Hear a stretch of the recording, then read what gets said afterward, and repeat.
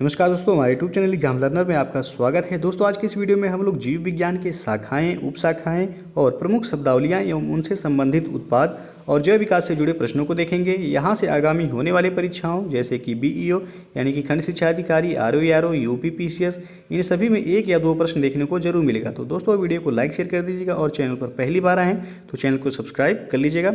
इसका पीडीएफ आपको हमारे टेलीग्राम चैनल पर मिल जाएगा। नीचे डिस्क्रिप्शन में टेलीग्राम का लिंक दिया गया है, आप ज्वाइन करके पीडीएफ डाउनलोड कर सकते हैं।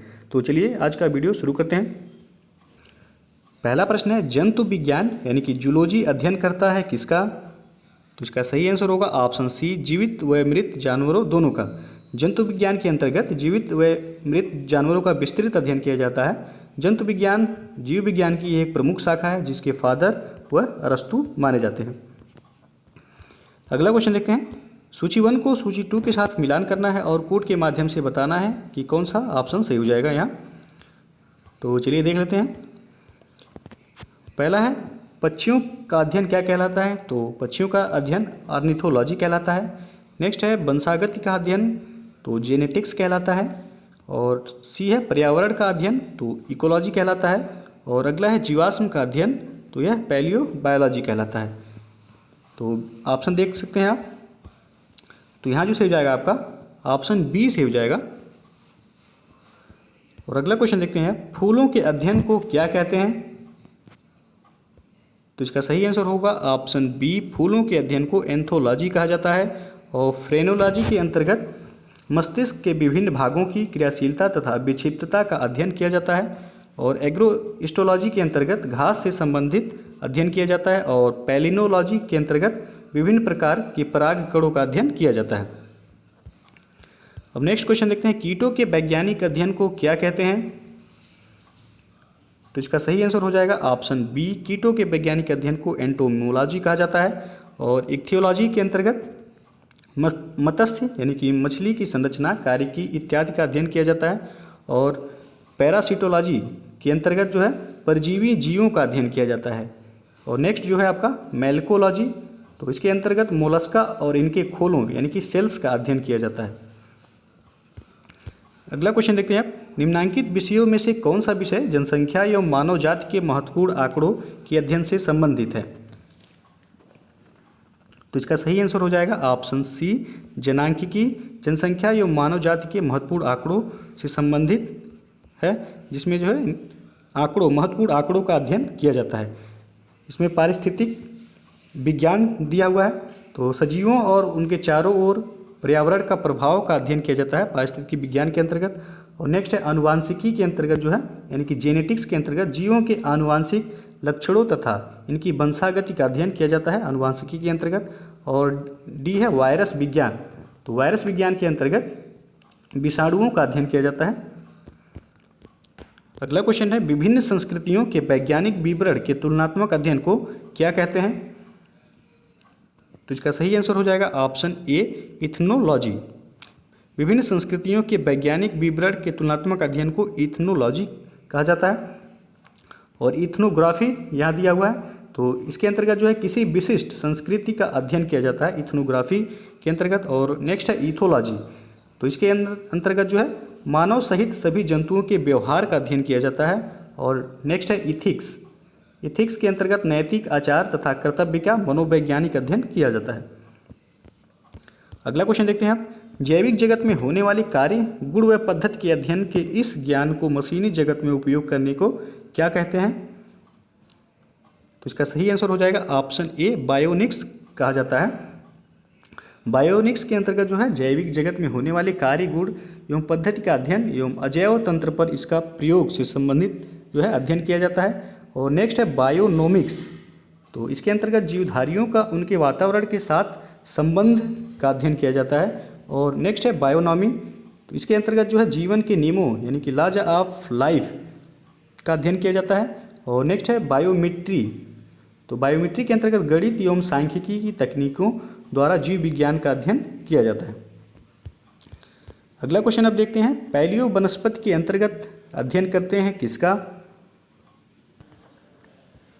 तो यहाँ जो सही हो जाएगा आपका ऑप्शन डी से हो जाएगा, इनमें से कोई नहीं। पैलियो वनस्पति या पैलियो बॉटनी के अंतर्गत जो है पादप जीवाश्मों पादप जीवाश्मों का अध्ययन किया जाता है?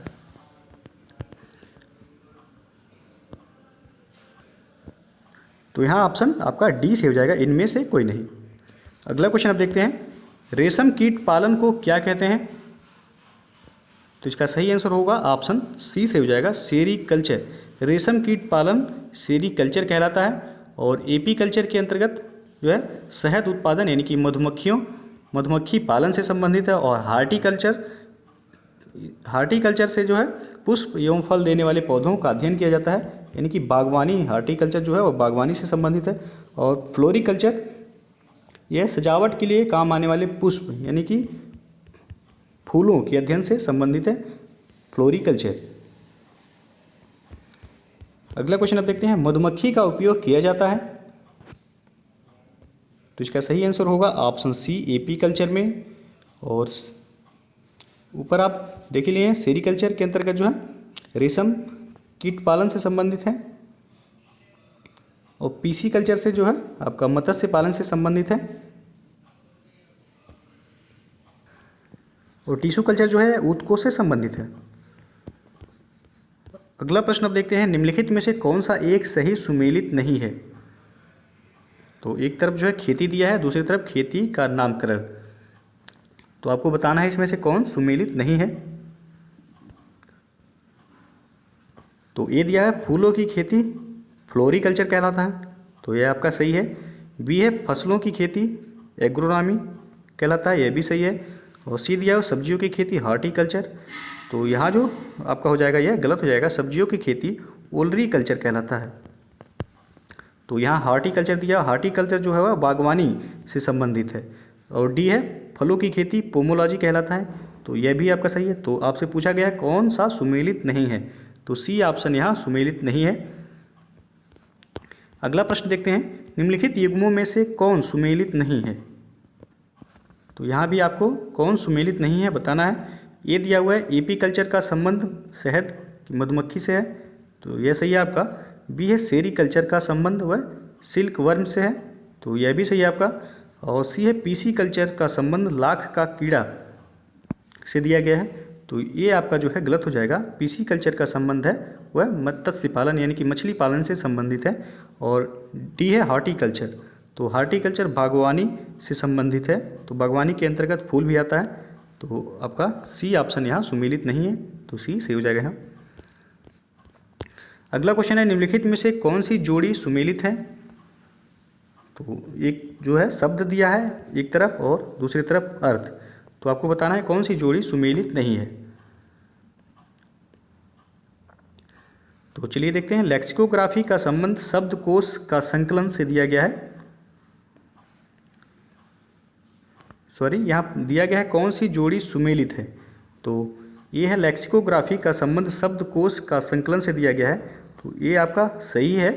लेक्सिकोग्राफी के अंतर्गत जो है शब्दकोश का संकलन किया जाता है। और बी है फिलोलॉजी का संबंध डाक टिकट संग्रह से दिया गया है, तो ये आपका गलत हो जाएगा। फिलोलॉजी का संबंध जो है वह डाक भाषा की संरचना एवं विकास एवं इतिहास का अध्ययन से संबंधित है, फिलोलॉजी। और सी है एंटोमोलॉजी, तो इसका संबंध यह है मानव शरीर का अध्ययन से, तो यह भी गलत है। एंटोमोलॉजी का संबंध जो है वह कीटों के अध्ययन से है। और डी है आइकोनोग्राफी, तो इसका संबंध यह है कीट पतंगों के अध्ययन से। आइकोनोग्राफी का संबंध जो है वह प्रतिमाओं या फिर चित्रकला का अध्ययन से संबंधित है, तो यह भी आपका गलत हो जाएगा। तो पूछा गया है कौन सी जोड़ी सुमेलित है, तो ये ऑप्शन आपका सही हो जाएगा। लेक्सिकोग्राफी का संबंध जो है वह शब्दकोश के संकलन से है। अगला प्रश्न आप देखते हैं, लेक्सिकोग्राफी का संबंध किससे है? तो इसका सही आंसर होगा ऑप्शन बी, शब्दकोश के संयोजन से। अभी आपको ऊपर प्रश्न देखने को मिला था ये। अगला क्वेश्चन आप देखते हैं, सब्जी के लिए काम आने वाले पौधों के अध्ययन को क्या कहते हैं? तो इसका सही आंसर होगा ऑप्शन डी, ओलरीकल्चर। सब्जी के लिए काम आने वाले पौधों को ओलरीकल्चर कहा जाता है। अगला क्वेश्चन देखते हैं, विटीकल्चर के द्वारा निम्नलिखित में से कौन एक उत्पादित होता है? तो इसका सही आंसर हो जाएगा ऑप्शन डी, विटीकल्चर के अंतर्गत जो है अंगूर का उत्पादन किया जाता है।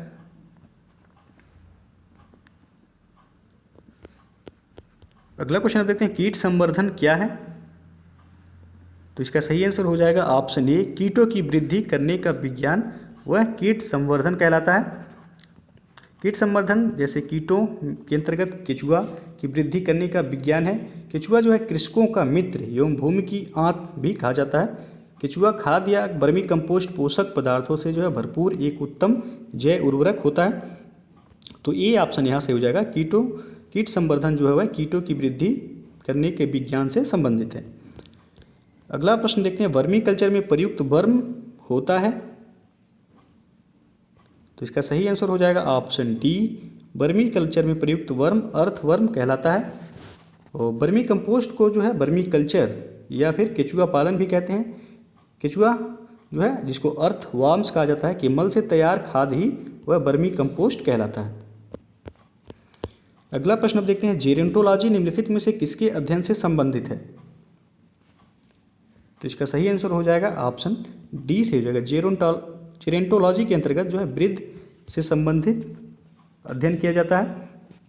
जेरोंटोलॉजी जो है जीव विज्ञान की एक उपशाखा है जिसका संबंध वृद्ध व्यक्तियों से है। और वृद्धावस्था में जो है मांसपेशियां शिथिल हो जाती हैं तथा शरीर के अंग भी युवावस्था की तरह कार्य नहीं कर पाते हैं। तो आज के वैज्ञानिक इस बात का पता लगाने का प्रयत्न कर रहे हैं कि मनुष्य में बुढ़ापा या फिर जीर्णता लाने के लिए शरीर के कौन कौन से क्रियात्मक परिवर्तन जो है उत्तरदायी हैं। तो जेरोंटोलॉजी का संबंध जो है वृद्धावस्था की अध्ययन से संबंधित है यह। अगला प्रश्न देखते हैं, जेनेटिक्स निम्न में से किसका अध्ययन है? तो इसका सही आंसर हो जाएगा ऑप्शन डी, जेनेटिक्स के अंतर्गत आनुवांशिकता और विचरण का अध्ययन किया जाता है। जेनेटिक्स जो है जीव विज्ञान की शाखा है जिसके अंतर्गत जीवधारियों में जीनों यानी कि जेनेटिक्स और आनुवांशिकता और विचरण का अध्ययन किया जाता है। अगला क्वेश्चन देखते हैं, वृद्धावस्था एवं काल प्रभावन के विषय में ज्ञान प्राप्त करने की विधा क्या कहते हैं? तो इसका सही आंसर होगा ऑप्शन बी, जेरोंटोलॉजी वृद्धावस्था एवं काल प्रभावन के विषय में ज्ञान प्राप्त करने की विधा को जेरोंटोलॉजी कहा जाता है।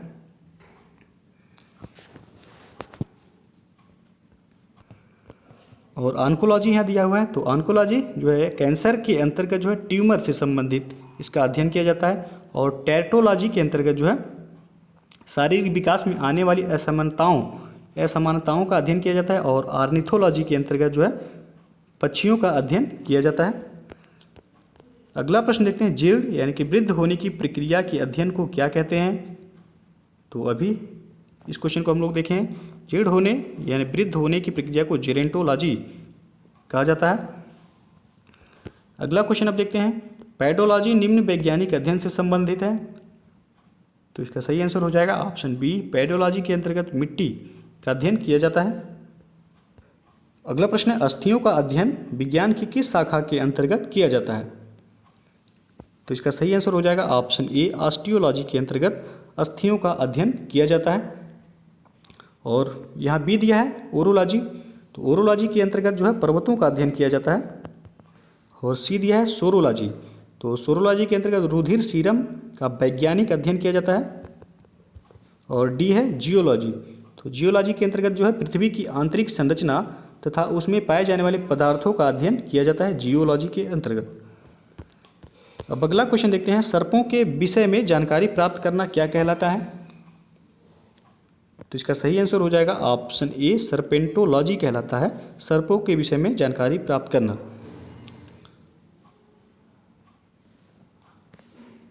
बी ऑप्शन यहाँ दिया, ऑर्निथोलॉजी के अंतर्गत पक्षियों का अध्ययन किया जाता है। और इक्थियोलॉजी के अंतर्गत जो है वह मछलियों का अध्ययन किया जाता है।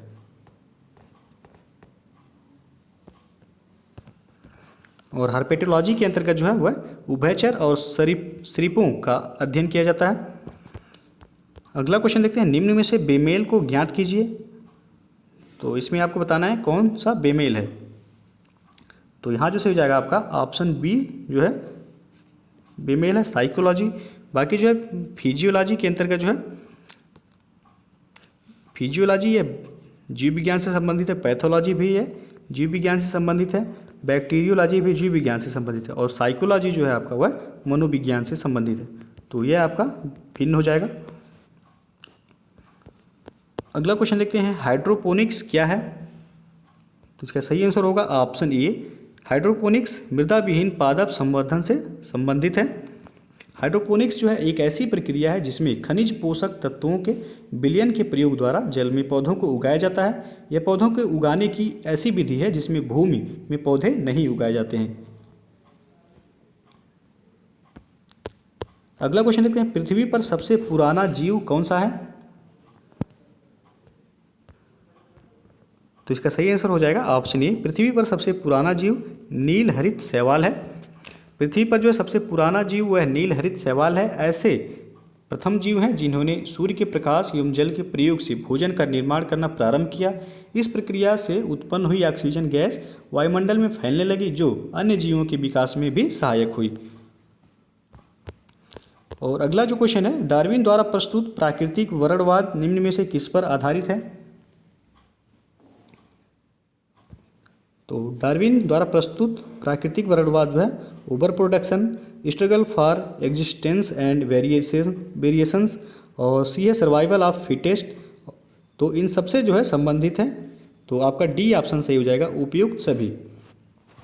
चार्ल्स डार्विन जो है वह इंग्लैंड के जैव विकासविद थे और इन्होंने जो है डार्विनवाद यानी कि डार्विनिज्म प्रस्तुत किया। डार्विनवाद को प्राकृतिक वर्णवाद यानी कि थ्योरी ऑफ नेचुरल सिलेक्शन भी कहा जाता है। डार्विनवाद की विस्तृत व्याख्या इनकी पुस्तक प्राकृतिक चुनाव द्वारा जातियों की उत्पत्ति, जो कि 1859 में छपी थी। डार्विन का प्राकृतिक वर्णवाद जो है over production, struggle for existence and variations तथा सर्वाइवल ऑफ द फिटेस्ट, इन तीनों पर आधारित है। तो आपका डी ऑप्शन यहाँ से हो जाएगा, उपयुक्त सभी। अगला प्रश्न अब देखते हैं, विकासवाद का सिद्धांत किसने प्रतिपादित किया था? तो इसका सही जो आंसर होगा ऑप्शन बी, विकासवाद का सिद्धांत डार्विन ने प्रतिपादित किया था।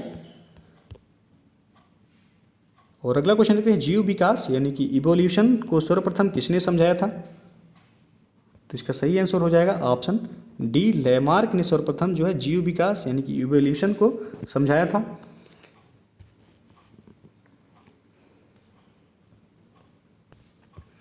लैमार्क जो थे यह एक फ्रांसीसी वैज्ञानिक थे जो 1809 ईस्वी में उनकी पुस्तक फिलॉसफी जूलॉजिक में छपा। इसे जो है लैमार्क का सिद्धांत या फिर उपार्जित लक्षणों की वंशागति का सिद्धांत यानी कि theory of inheritance of acquired characters भी कहा जाता है।